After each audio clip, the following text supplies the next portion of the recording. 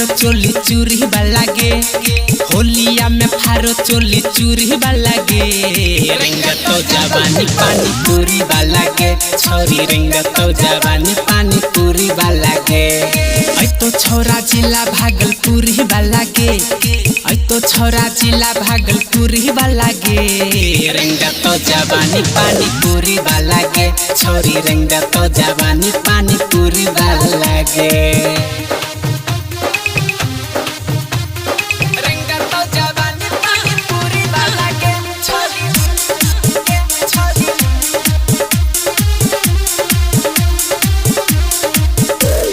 लाल पीला गाल छोरी मिस दतोगे हे रंग लगाई क्या हठाबा पर किस लतोगे हे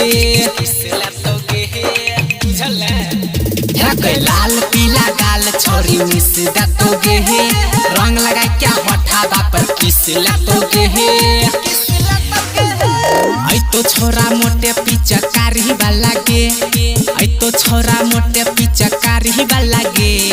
रंग तो जवानी पानी पूरी वाला गे छोरी रंग तो जवानी पानी पूरी वाला गे रंग तो जवानी पानी पूरी वाला गे छोरी छोरी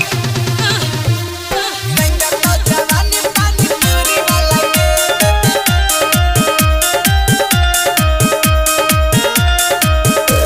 गेरो संदी बना तोहर बन जे तो भताहार होलिया में है गई छोरी कर दे तो जगहार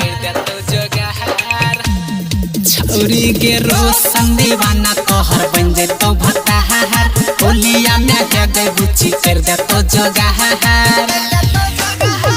राइटर आशीष कर दे तो ढोरी का ताला गे राइटर आशीष कर दे तो ढोरी का ताला गे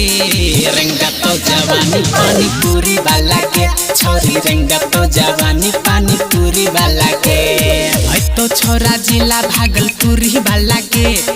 ऐ तो छोरा जिला भागलपुरी वाला गे रंग तो जवानी पानी पूरी वाला गे छोरी रंग तो जवानी पानी पूरी वाला गे गोलगप्पा खिए तो गे।